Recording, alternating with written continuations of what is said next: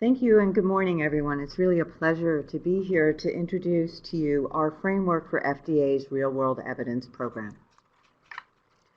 At the end of this presentation, our objectives are that you will become familiar with the main elements of FDA's Real-World Evidence Program. You will understand how FDA will approach our evaluation of RWD and RWE for regulatory decisions. You'll be able to explain program items the agency plans to address in the RWE program, and you'll be able to describe at least one of our demonstration projects that will help inform the use of real-world data and real-world evidence.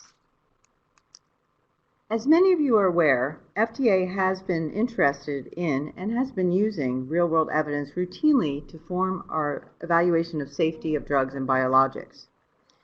Under 21st Century Cures, FDA was asked to establish a program to evaluate the potential use of real-world evidence to help support the approval of a new indication for a drug that's already approved, or to help satisfy post-approval requirements. That program will be based on a framework that was to be issued by the end of 2018, which we have just done. Congress defined real-world evidence as data regarding the usage or the potential benefits or risks of a drug derived from sources other than traditional trials. We have taken this definition and have separated real-world data from real-world evidence because the evaluation of these two elements, while related, are distinct. Real-world data for FDA are data relating to patient health status and/or the delivery of health care routinely collected from a variety of sources. This may be data from claims or electronic health records, but it can also be broader than that and include data gathered from the patient about their health status outside of a clinical trial or clinical setting, for example, using mobile technologies. Real-world evidence is the clinical evidence regarding the usage and potential benefits or risks of a medical product derived from analysis of RWD. This largely tracks to the definition in 21st Century Cures. And for FDA, real-world evidence can be generated by randomized controlled trials that use real-world data, as well as prospective and retrospective observational designs. As I said, we recently published the Real-World Evidence Program in December of this year. It is intended for drug and biologic products, so our center from the Center of Biologics is also involved with this program. It outlines FDA's plan to implement the program. And that program is multifaceted, with internal processes, guidance development, stakeholder engagements, and demonstration projects. And I'll cover a little bit about each of those in this webinar. The comment period does not close till April 16th, so we encourage you to submit your comments. Consistent with 21st Century Cures, the framework and the program really focuses on the post-market evaluation of drugs, and in particular to how we would use real-world evidence to support changes to labeling about a drug product effectiveness, including adding or modifying an indication, such as a change in dose regimen, or route of administration, adding a new population, or adding comparative effectiveness or safety information. This is not to say that we do not see the value of real-world data and real-world evidence throughout the development process, be that from identifying biomarkers to generating hypotheses to making clinical trials more efficient. And indeed, we see that there's a wide spectrum of potential uses of real-world data and to generate real-world evidence. On the left of this chart is primarily the use of real-world data to improve the efficiencies of what might be characterized as more traditional randomized trials that might be separate from the clinical practice settings.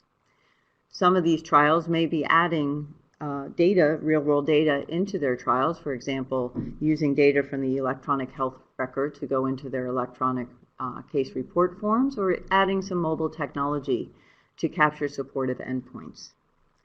We see great opportunity in perhaps moving some of these clinical trials closer to the point of care in order to capitalize on data that's captured during that care. Such integration of research with care could promote efficiencies as well as potentially broaden the populations that might enroll in this research. Moving a little farther to the right, we talk about single-arm studies with external controls. These are not uncommon in certain areas such as rare diseases and oncology. Often these controls are historical controls. With access to high-quality data on similar patients, it may be possible to leverage contemporary controls using real-world data. Finally, there is an interest in using real-world data without treatment assignment to build upon our knowledge of a drug in support of a new indication or population. This may be through prospective data collection of data on medical practice, or through registries, or even retrospective analysis of data that has already been collected. Of course, when we move from left to right on the spectrum, there's also less control over the collection of the data, and its completeness, due to variability in practice and documentation, may vary. Also, as one crosses from using randomized treatment assignment to treatment based on medical practice, there may be new challenges with respect to controlling some of the unmeasured confounders that randomization is designed to address. So moving on to our framework. As we thought about our approach to real-world evidence, we developed a three-part framework, which is supported by work on data standards and implementation that underlies all three parts. This will not only guide our program, but how we actually look at our applications. So in brief, the three-part approach is to consider whether the real-world data are fit for use, whether the trial or study design used to generate real-world evidence can provide adequate scientific evidence to help answer the regulatory question, and whether the study conduct meets FDA's regulatory requirements. And I will talk about each of these in the next slides. Starting with the data and fitness for use, what does that really mean to us? One, we have to understand data reliability, data accrual and data quality control, and relevance. And you will see that these terms are also used in a guidance of real-world evidence from the Centers for Devices. Data must be collected and maintained in a way that provides an appropriate level of reliability, and the data must be suitable to address specifically regulatory questions of interest. For example, we need to see if the clinical effective outcomes that we normally use in evaluating the effect of a drug are also captured in these data. FDA does not endorse any one type of real-world data, and we also recognize that a single source of real-world data may not capture all data elements, and multiple data sources may be needed. So we need to think about how are those data sources integrated, and in particular, for analysis that are using de-identified data, how do we avoid any duplication of data? Of course, we are not starting from scratch. FDA has been working with real-world data, mainly claims and pharmacy data, since the launch of the Mini Sentinel system in 2010. We routinely use these data to gain insight into the safety of our medical products. The Sentinel system, so everyone knows, is a distributed database, which means that FDA does not hold anyone's personal health data. Instead, our partners, which are insurers and integrated healthcare providers, keep that data secure behind their own firewalls. However, they have agreed to house copies of that data in a common format called a common data model that enables us to send computerized queries that can be answered using these data and the aggregate results provided to FDA for review. As part of our 5-year strategy for 2019 to 2023, we are committed to leverage the Sentinel system to accelerate access to and broader use of real-world data for real-world evidence generation. In addition, as part of the Sentinel program, we started the FDA Catalyst program, which you'll hear some of the demonstration projects that are conducted under that program. This is an initiative that leverages the Sentinel infrastructure and other capabilities to conduct interventions or interactions with health plan members, providers, or both to generate different types of real-world evidence. Now, as we look at traditional sources of real-world data, these are typically the data that are generated in the course of healthcare delivery and therefore reflect the perspective, or at least are filtered through the lens of the providers. To ensure we are making real-world evidence patient-centric, we may also need to explore the collection of data directly from the patient. Indeed, FDA has already funded and developed the development of the My Studies app, which provides a tool to collect that data in a HIPAA-compliant platform that can integrate with healthcare system data. The code for that app was recently published by FDA and is available for others to adapt and use in their clinical trials. And Captain David Martin will be presenting in early May for an SBIA webinar on this app. So our program items regarding real-world data is to develop guidance on how you would assess whether real-world data from medical claims, EHRs, registries are fit for use to generate real-world evidence in support of drug product effectiveness. We will also explore the use of digital technology tools, electronic PROs, and wearables that can potentially fill some gaps that the other sources may not provide. So moving on to the designs. Sort of moving to the right of that graph that I showed you, as we mentioned, we do not underestimate the efficiency from using real-world data in traditional trials to find patient sites and reduce the number of sites that might not enroll or might under-enroll. But for our program, our focus will be thinking about the next step and having randomized controlled trials better use RWD in collecting outcomes. And to do this, we anticipate we need to bring such research into the clinical care environment and have it be closer. As we think about this transition of clinical research towards clinical care, we need to think about a number of questions. For example, what types of interventions in therapeutic areas might be well suited for trials that are being conducted in those settings? What is the quality of data that can be captured in these settings? And how do we bridge between regulatory endpoints and clinical practice if they are not the same? So part of our program item will be to provide guidance on considerations for using real-world data in randomized clinical trials for regulatory purposes, including the use of pragmatic design elements. I also mentioned that we have single-arm trials in which we use external or historical controls, and there's a potential to use external real-world data controls.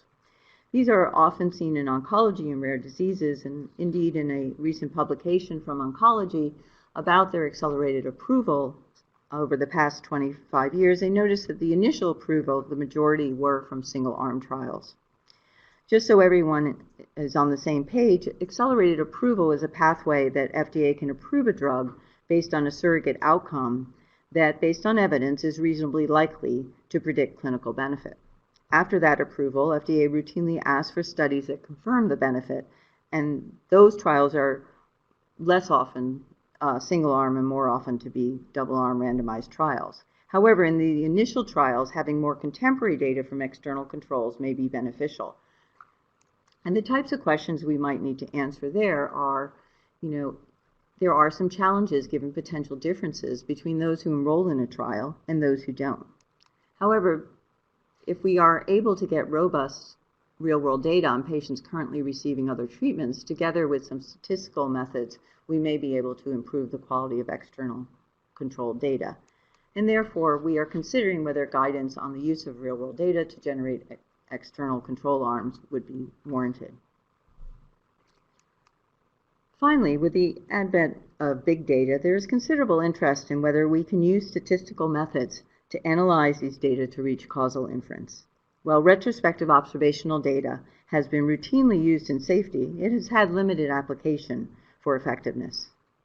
Even before discussing questions of methodology, which I will touch on in a minute, there has been a recognition that these database studies are quite easy to perform and can be replicated using various complex statistical analyses, opening up the possibility that the data could be reanalyzed over and over until the desired result is obtained. This is something that would be very difficult to do when we're talking about clinical trials that are conducted over many years and for which the protocol is pre-registered in a public database. Therefore, we and other professional organizations involved in these studies are thinking about transparency and what does that look like. We believe that transparency about study design and analysis before execution will be critical for ensuring confidence in the result, including sharing that with FDA before the study is executed. What transparency will look like from a public-facing standpoint will require more discussion. Moving on to the design of observational studies. In looking at these studies, we certainly will need to focus on the data. To the extent that these observational studies do not involve any prospective data collection, it may be particularly important that the data source has adequate depth as well as breadth to answer the question. The kinds of things that we will be looking at are diagnostic precision, consistency in data on exposure, relevant endpoint outcome that is captured across the populations with a lack of considerable missing data, and robust data on covariates that could confound. Beyond the data, there was a number of questions we will need to ask about the methods. What are the characteristics of the study design and analysis that can improve the chance of valid results? We often hear about the active comparator design and whether that will improve our chances. And what about other pre-specified sensitivity analyses and statistical diagnostics that can provide confidence that the effect of unmeasured confounders would not change the causal inference? And so one of our program items will be to provide guidance about observational study designs using real-world data, including whether and how these studies might provide real-world evidence to support product effectiveness in regulatory decision-making.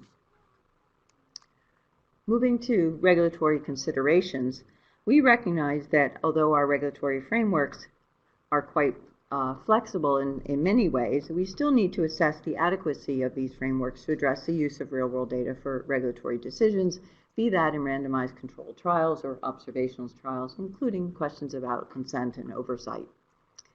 We also have been engaged in a number of guidance developments on the use of electronic source data in investigations for regulatory decisions, and so we need to look at these guidances and assess whether they are adequate.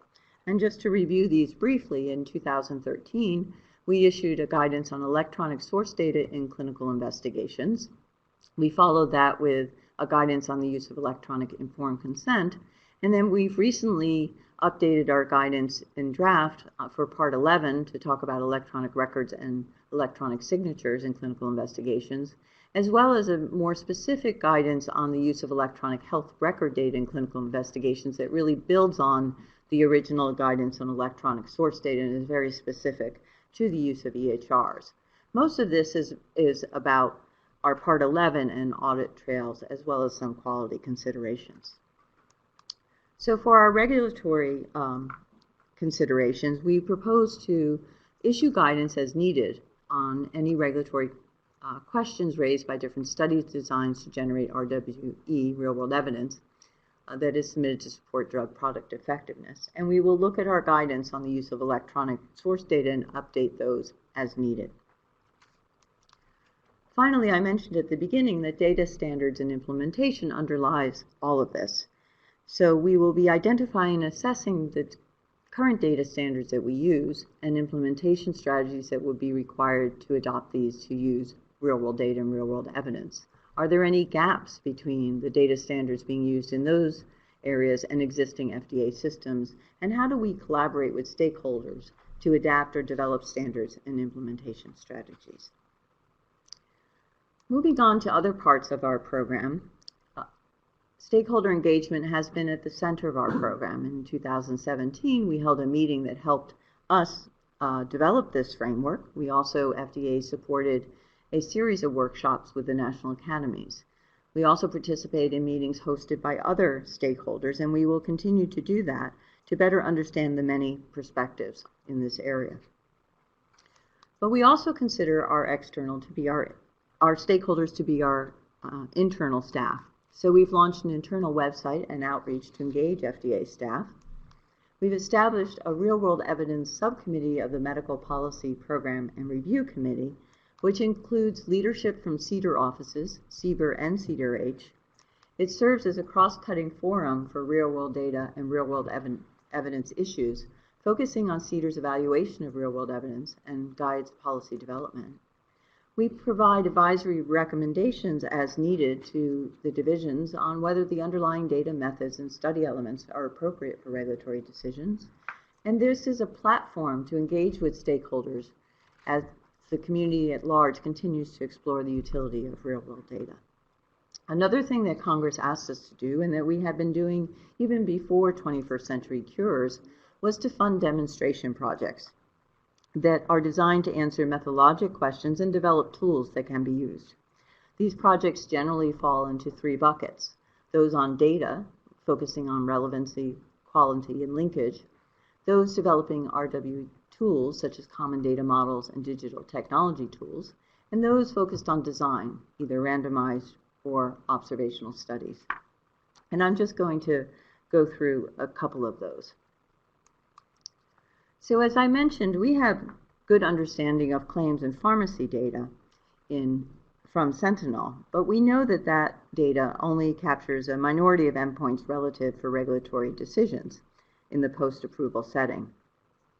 And while we would not likely here be speaking about RWE, but for the universal uptake of EHRs, in large part spurred by the HITECH Act, much of the EHR, which does have a more complete and granular picture, including lab, pathology, and imaging reports, is in unstructured data. In fact, the majority is in unstructured data. And often, EHRs are merely an electronic copy of a paper note and continue to have some of the idiosyncratic documentation of each physician. So although they are typed and can be read, consistency and completeness is not always there. Clinical outcome measures that we might use for drug approvals may be used or may not be used or may not be consistently recorded. We can approach this several ways. We can try and use natural language processing to try and get at some of that unstructured data. And indeed, there's work in this area, but it can be challenging given the noise inherent in EHRs. Another way to improve the quality of EHRs is to identify the key elements that would be needed for providers, research, and payers, and rethink the EHR from the bottom up. And we are funding a project by Dr. Laura Esserman and others at UCSF that is taking that approach. It's called the One Source, which is enter the right clinical data once and use it many times. It's really integration of a standard-based tool into the EHR to bring together healthcare and research. And the demonstration project is being conducted in a breast cancer trial called SBIA. Of course, building a new system will take time, and it's equally important that we understand what we can do with the data now. And so towards that end, we are supporting an ancillary study to a cardiovascular outcome trial that was conducted by GlaxoSmithKline on one of their drugs, abiglutide. This study has been completed, but we are going to certain sites and looking at their EHR and determining how that EHR could have been used to facilitate recruitment, to populate baseline characteristics, and importantly, to identify clinical endpoints. As I said, we also are developing tools, and we developed the My Studies app, and we're looking for opportunities to demonstrate the utility of that app in clinical trials and in other settings. So we are working through the PCORI, the Patient-Centered Outcome Research Institute, with the Juvenile Idiopathic Arthritis Association to align the My Studies app in a clinical trial that they are conducting for the collection of the primary outcome. We are also working with them to potentially use the app to support their registry. Similarly, we have a project with the Crohn's and Colitis Foundation on their inflammatory bowel disease cohort. Again, they have a registry that collects biosamples, medical records, and electronic case report forms, and we are aligning the My Studies app as a way to collect the patient reported surveys. We've also undertaken a couple of projects looking at trial design. So even before 21st Century Cures, as I said, we launched the Catalyst program, and this study, Impact AFib, was the first implementation of an individually randomized controlled trial within the FDA Catalyst distributed database environment. The goal of the trial was to test the ability of an education intervention to increase the appropriate use of oral anticoagulants in a patient population with atrial fibrillation at high risk of stroke. The intervention materials are educational. It includes letters from the health plan and a pocket card to facilitate a conversation between patient and providers, and there is outreach to providers. Besides the important public health question, this was also a proof of concept for a real-world evidence study. Could we identify the patients, randomize them, and collect the outcomes? And we have enrollment of approximately 80 individuals in the early and late interventional arm, and the protocol is available for review at the website that I've shown. We are moving on to work in another trial that is a drug-drug trial. Again, this trial was selected and funded by PCORI, and then FDA is now collaborating on this trial. The trial will test the two drugs in their ability to prevent COPD exacerbations. One of them is labeled, FDA labeled for that indication, roflumilast, and the other, azithromycin, is not currently labeled for that, but is in current clinical guidelines.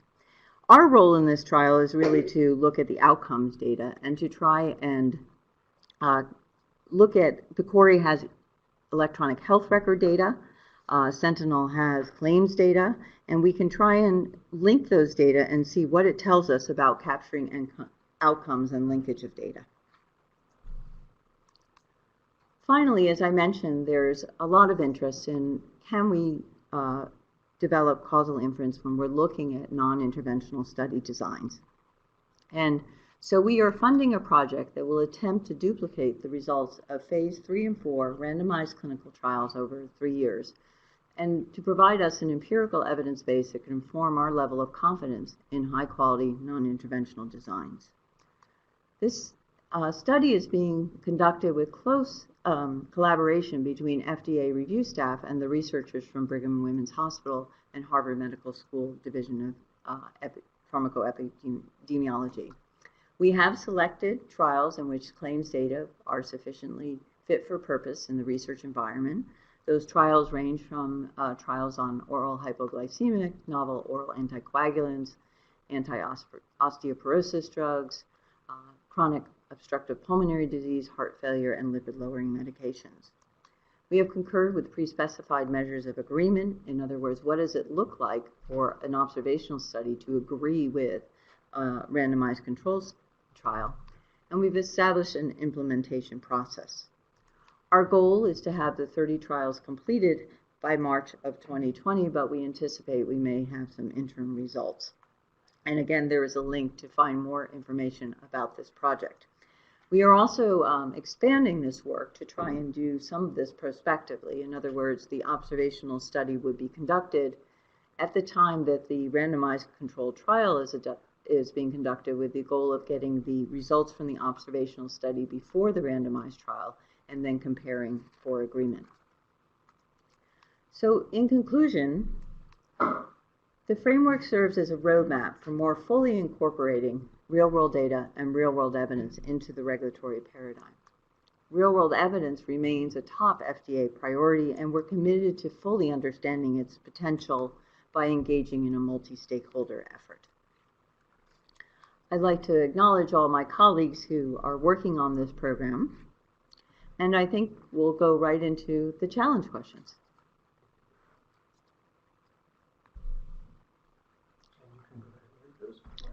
Sure. So question number 1, true or false? FDA's real-world evidence program is multifaceted. Involves demonstration projects, stakeholder engagement, internal FDA processes to bring senior leadership input into the evaluation of real-world evidence, and promote shared learning and consistency in applying the framework and guidance development. Please choose your answer.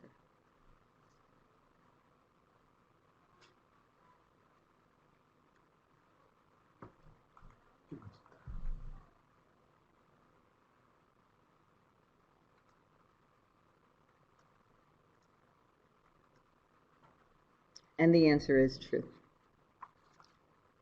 Moving on to question number 2. Which of the following does FDA consider when evaluating the use of real-world data to generate real-world evidence for regulatory decisions? Whether the real-world data are fit for use, whether the trial or study design used to generate real-world evidence can provide adequate scientific evidence to answer or help answer the regulatory question, and whether the study conduct meets FDA regulatory requirements. A is 1 and 2 above, B only 2 above, C only 3 above, and D is 1, 2, and 3 above. So please enter your answers.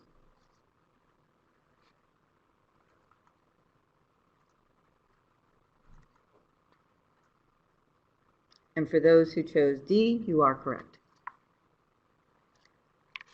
Let's move on to challenge question number 3. The FDA Catalyst Program is an initiative that leverages the Sentinel infrastructure and other capabilities of the Sentinel system while implementing it with data from interventions or interactions with the health plan members, providers, or both.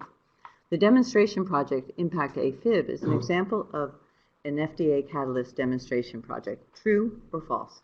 Please enter your answers.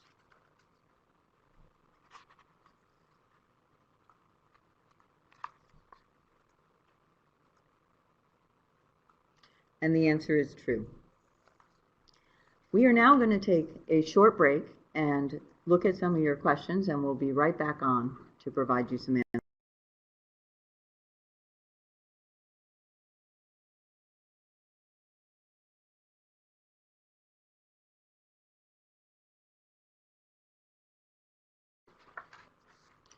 So thank you for your questions, and we're going to go through some of the questions that we received. One of our first questions is, what is the framework for incorporating real-world evidence into labeling updates? So really it is the standard process that you would use for supplemental NDA or supplemental BLA with the normal interactions with FDA. So this is just another method for providing evidence that could be used for one of those supplemental indications and then incorporated into labeling. We do have a question about how can or will this guidance be applied and implemented with medical devices. We just wanted to let you know that this is really a drug and biologic framework, and that the center, you would need to refer that question to the Center of Devices. However, they did issue their own real-world evidence guidance about a year ago that is available on our website. We had a question about how will the agency train and monitor the understanding and acceptance of real-world evidence and real-world data across the various divisions. As we mentioned, we do take our goals of training our internal stakeholders very seriously as part of our program, and that we have created a framework using a subcommittee of one of our senior management committees to bring everyone together to talk about real-world evidence, talk about policy development, and talk about even specific applications, so that there is shared learning and consistency across. We did have a question about the abbreviation used on one of my slides, PRO. I was referring to patient-reported outcomes. FDA does have guidance on patient-reported outcomes. It's called patient-reported outcome measures used in medical product development support of labeling claims. And I want to make it clear that when we mention PROs, we're not changing anything in their framework for their guidance, but really just talking about whether mobile applications might be able to capture any of those. There are some questions about expectations around GCP compliance for a real-world evidence study. As I mentioned, we have a number of guidances on the use of electronic source data that does address some of those questions. And if there are additional questions, our regulatory considerations program team will be addressing those. And of course, we welcome sort of more specific questions to be given to us in terms of comments on the framework or directly. There's a question about, because real-world outcomes can be difficult to capture from a database, would other methods like chart pull be considered for RWE? I would just like to say in our Sentinel system, we do have the capability of asking our data partners to actually go and look at the medical record to confirm certain data. In the real-world evidence space, there are a number of organizations that are trying to collect real-world data for use for generation of real-world evidence, and one of the things that is sometimes done is actually review of the primary chart data and extraction of that data. In terms of whether that would be considered RWE, we really do consider that collecting data at the point of care is real-world data, and it certainly would be considered RWE. We have a question that, will RWE always be used as supportive evidence in the context of initial approval, or is there a perspective that it could actually be presented as pivotal evidence for the efficacy of a new drug? First of all, I'd like to say that often real-world data means that the drug is already used in clinical practice, so it may be difficult to find real-world data before. However, we talked about randomized trials, which could be using real-world data, and those could certainly be done at the time before the drug is approved. But of course, everything is really a review in how this data will be used interregulatory purposes will still need to be continued on somewhat of a case-by-case basis. I'd like to turn it over to Captain David Martin to address a question about whether there's a plan to identify and publicize gaps in current technology approaches as part of the demonstration projects. Yes, with our demonstration projects, we typically make all materials public in some form, either on our FDA Catalyst website or through other means such as peer-reviewed publications. An example of that is the FDA My Studies app, where you can find information on the FDA website, the FDA Catalyst website, and you can find code for the app from GitHub. And there's links that take you through that whole set of actions, as well as a future webinar planned for that on May 9th. With the randomized controlled trial replication project using observational real-world evidence, there's actually a new website that we've set up for that, which was mentioned on that slide. It's the RCT duplicate website. And as we complete series of replications within a particular drug class, we will release those replication results in sort of batches on the RCT duplicate website, and then we will, of course, ultimately have a final report that we release. So we are very mindful of the fact that the demonstration projects should inform the broader community as well as just the FDA. We also received a question about whether or not there is a deadline for the FDA to provide guidance related to real-world evidence, and we will make our first guidance, draft guidance, public at the end of 2021. We also had a question about using the comments from the framework, and yes, the comments will be reviewed internally, and we will use them to inform future steps. One more question here. Please comment on FDA's thinking on how real-world evidence may support post-marketing pediatric commitments under PREA. This is an area of active discussion.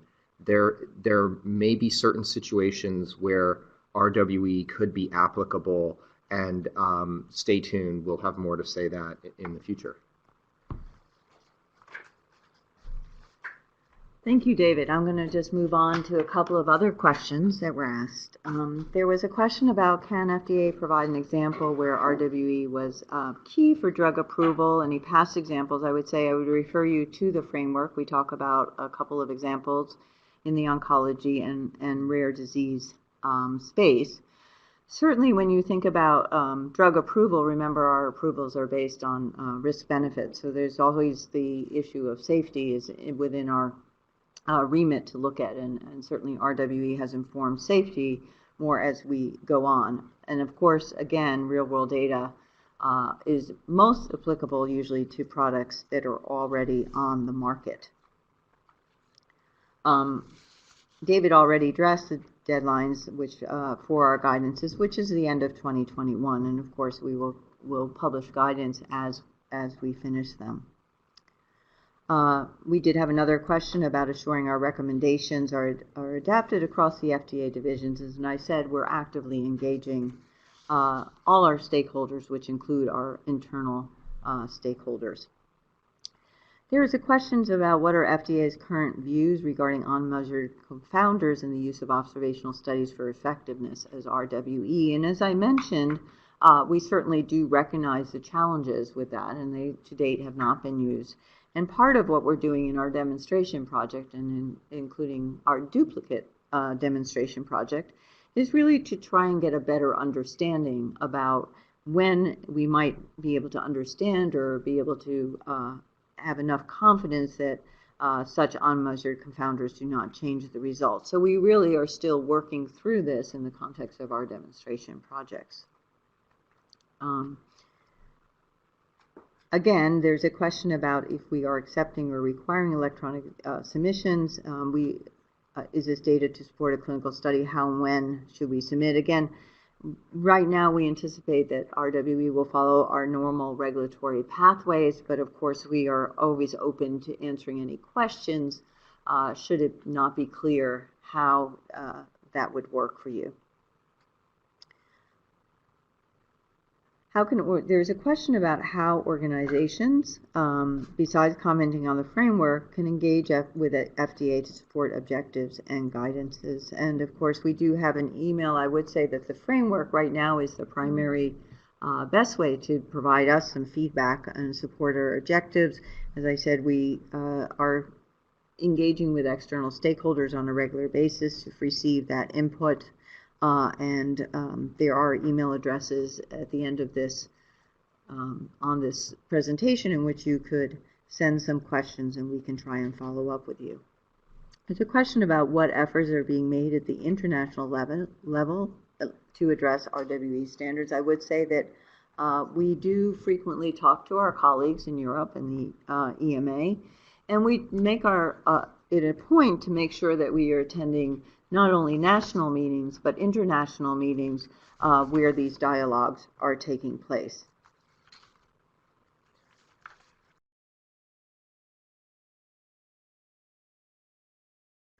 We have a question about whether sponsors should seek FDA agreement on a real-world evidence plan and protocol prior to implementation, and we would, certainly for any kind of protocol, we would expect that, and whether it be a clinical trial or certainly an observational study.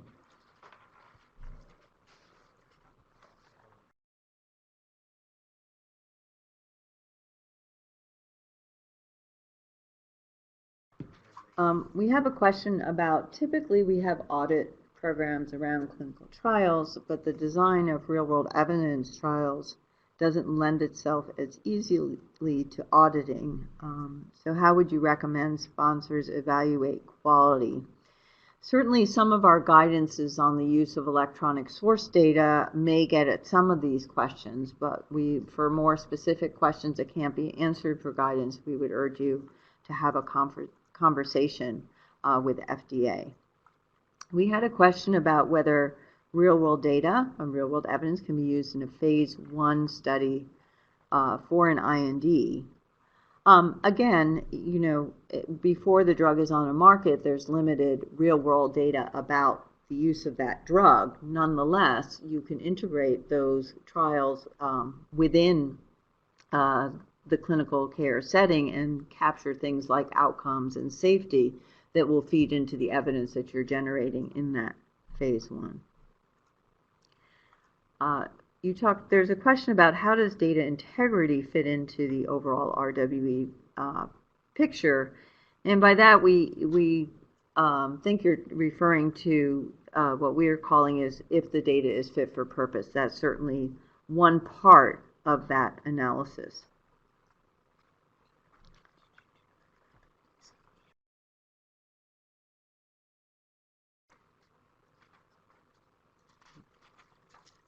We're looking at some other questions.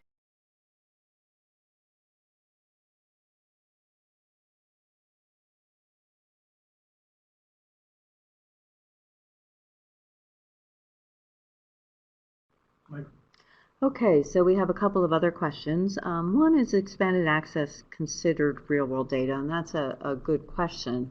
As we said, real-world data is data that are routinely collected, and so this is sort of a little bit of a hybrid on that because it is somewhat routinely collected in that a lot of expanded access is about clinical care if you're talking about sort of single patient expanded access.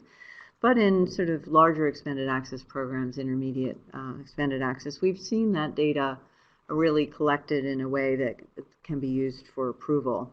I think the important part is not really whether it is or isn't real-world data, but the goal of this is really to broaden the use of data that's being generated and to perhaps move out of a more sort of traditional standalone research environment into where clinical care is being carried out. So I think that is the goal, and certainly expanded access is one way to think about broadening your population and your collection of data.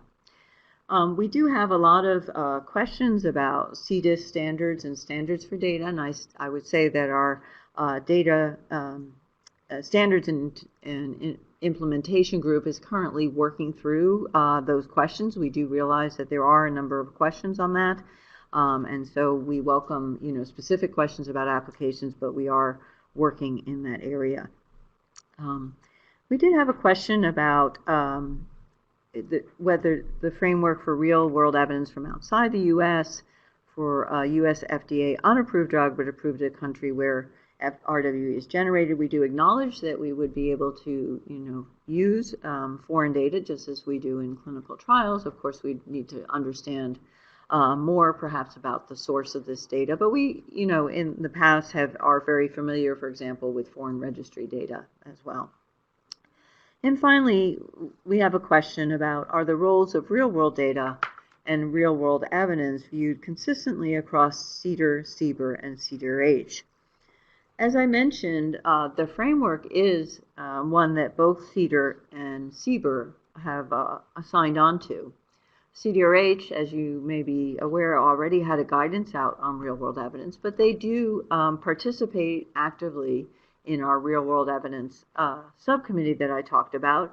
In addition, we make a concerted effort to have regular interactions with our colleagues at CDER-H to make sure we're both understanding what are we doing and moving in similar directions. Obviously, they have different products and they have actually different standards for approval than on the drug and biologic side. So there may not be complete harmonization, but we are doing our best to have a shared learning across that. We do have a comment on, just briefly, on the use of RWD as external controls in a confirmatory study in lieu of a placebo-controlled confirmatory study for full approval.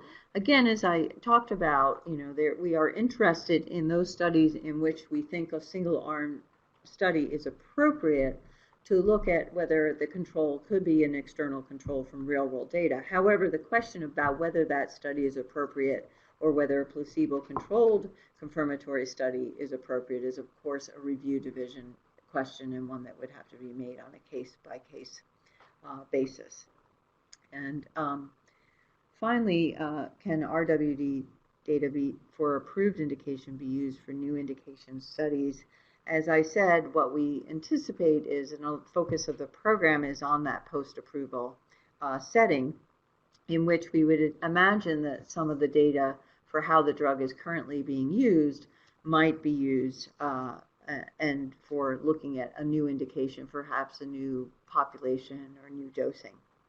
And so with that, I'd like to thank you for your attention and your wonderful questions. They're very thought-provoking. We hope you'll give us more feedback on our framework, and feel free to use the email to get in contact with us. Thank you. Thank you, Dr. Corrigan-Karai, for your very informative and timely talk, and also for responding to the questions that came in. A few closing reminders. This activity is eligible for continuing education by RAPS, SQA, and ACRP. Please refer to our website at fda.gov/CDER-SBIA for more details. You'll be able to obtain the attendance certificate only upon completion of the survey, which will remain open for 2 weeks. Let us know your comments and feedback via the survey. This will provide us with ideas for future improvements. For questions that were not answered, please resend to CDER-SBIA@fda.hhs.gov. I want to share again how to claim continuing education to physicians, pharmacists, and nurses. Instructions on how to claim your continuing education will be sent to you via email from CDER-SBIA@fda.hhs.gov. Please note, you have 14 days, which is March the 29th, to claim your CE and attest to your attendance. On behalf of CDER Small Business and Industry Assistance, we hope that you enjoyed today's presentation and found it helpful. We look forward to your presence at future webinars, which will be advertised on our website at fda.gov/CDER-SBIA webinars. Thank you.